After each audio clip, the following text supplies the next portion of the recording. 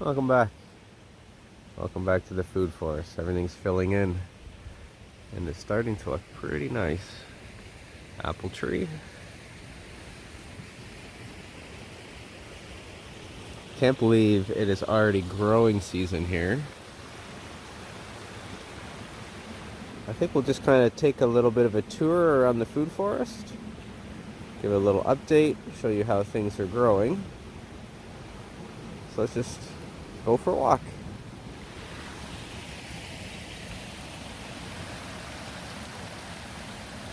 Now it has been raining all day here, and I really like the vibe of the food forest right after a rain. Something in the air. It's like the oils that come off of all the plants. It just feels so good to be outside. I was also playing around the bottom of the pond here.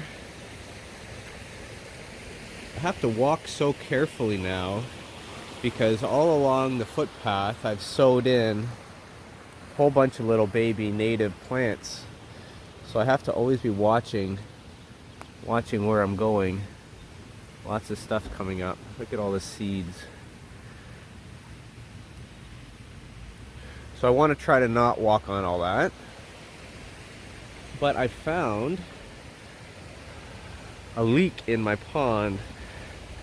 Now it's actually been pretty hard for us to keep water in the pond. Not so much keep it in, but once it leaves, it's hard to top it back up, and I wasn't sure what was causing that.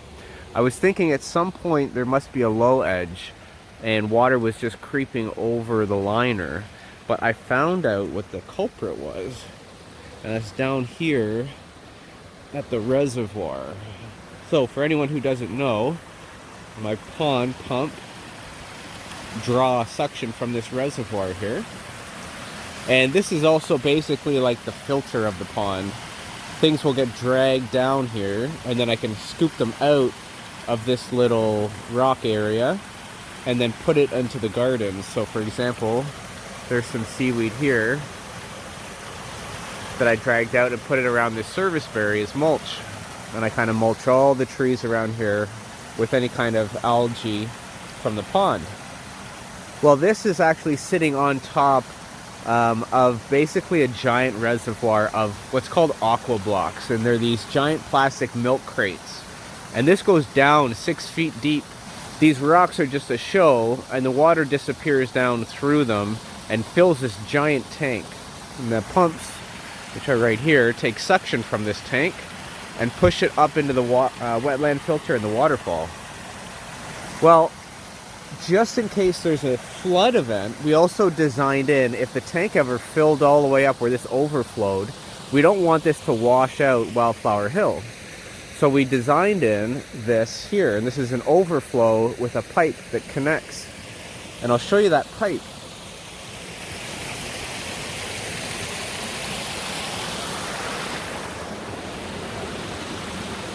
Now normally you can't see the pipe, but I kind of dug it out.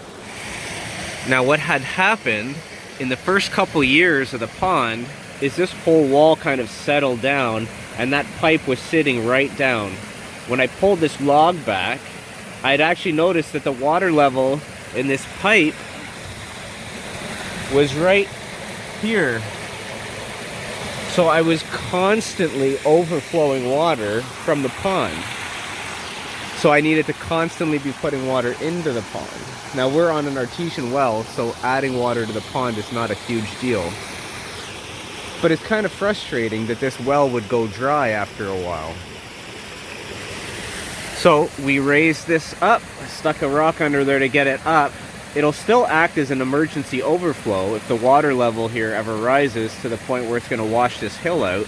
It's still going to go down there, and then down this little rock slip and slide, which is a pond liner underneath, and there's a little spout for the water out there, and then that'll go down into the Old Man Walking Trail area, and it'll kind of just flood that out and eventually go into the river. So I was really happy when I found that, because now I know that any water I put into the pond is going to stay in the pond.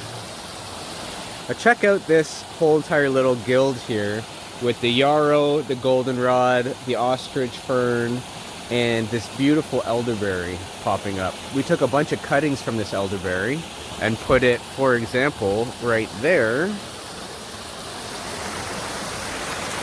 This right here is part of that elderberry. And we just plop that right in that rock there.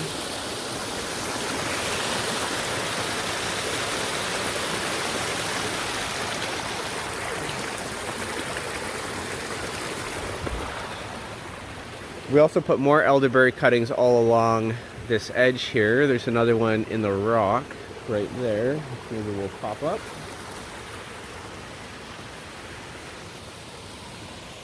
You can kind of see them on the edge there in the rocks.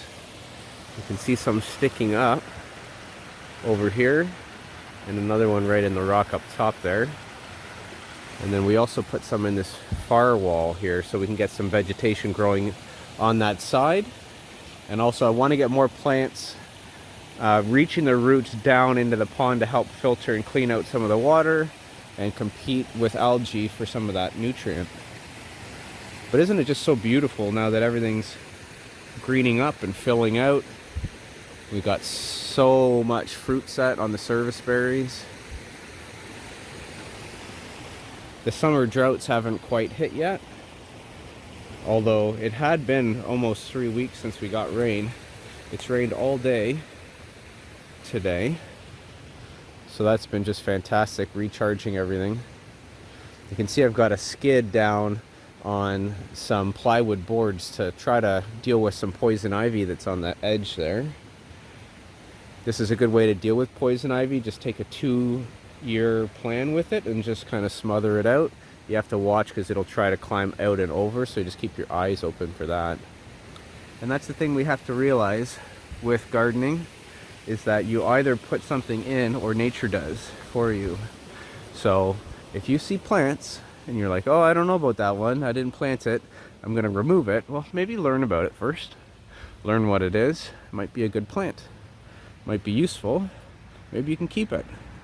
Because, you know, maybe if you remove it, you're just going to get a pernicious weed. And if it's a local native wildflower and it has benefit to the insect ecology, then maybe it deserves a little bit of a space in your food forest. Here's some currants, but we don't need to have all food. This whole entire area doesn't have to be just food. A ton of food, it's packed in here, but it doesn't have to be all food. Here's an area that I just reset in one of my recent videos. You'll probably know it if you've seen that one, and you'll know that we put in some echinacea in here because we might as well try to get some more flowers into the food forest. You know, elderberry and currant. We've got rhubarb and a pear.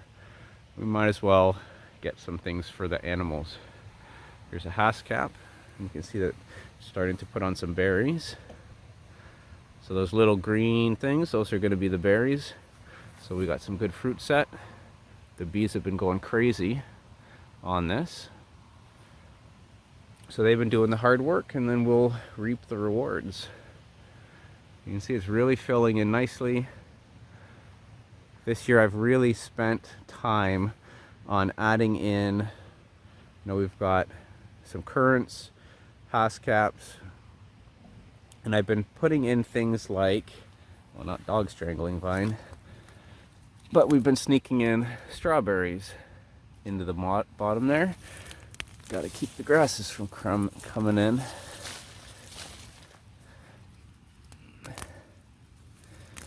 You know, we've got all these grasses that'll pop in if we don't try to claim some of that space.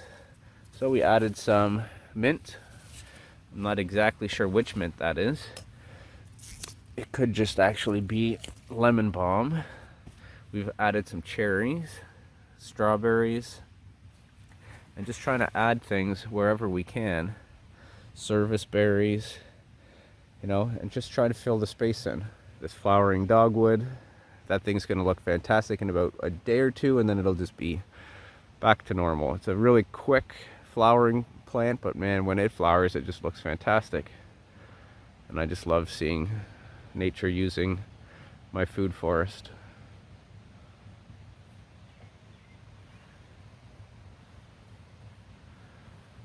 It really is true. If you build it, they'll come.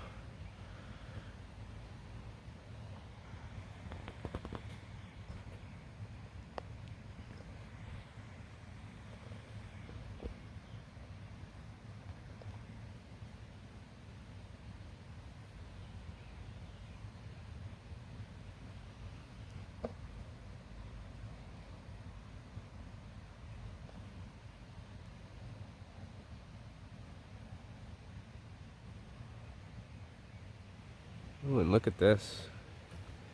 We have someone trying to make a home.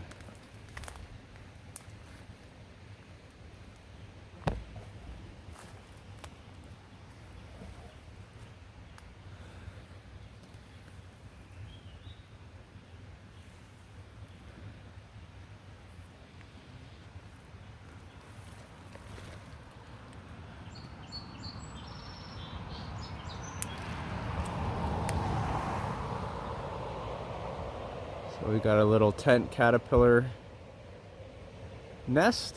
Feed that to the birds.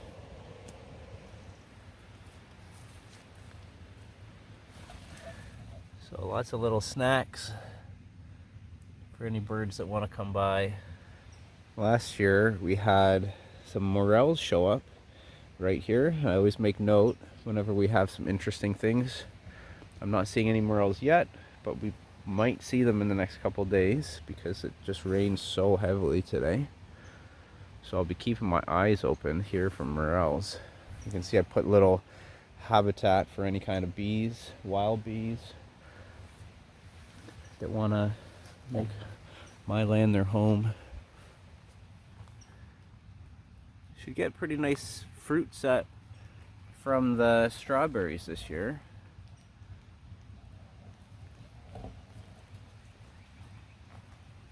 I'd like to see this haskap grow right at the base of this apple. This is a white currant here, and we also sowed in a bunch of wine cap mushrooms here. So we now double check under most of our plants to find mushrooms. So always adding things, even down underneath existing plants. White currants are very, very delicious.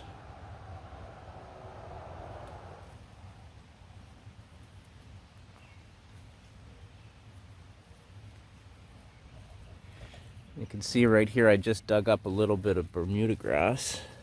We've got tons of mycelium in here from the wine cap mushrooms. So this whole strawberry patch has been inoculated with wine cap mushrooms. A really nice pairing. Asparagus, strawberries, wine caps, hascaps. Really, really great guild. And then right next to a brand new peach tree that will be one day the dominant overstory of this area when this peach tree dies. So we're always working in succession like that. So I hope you enjoyed this quick little walkabout. I'll see you on the next one.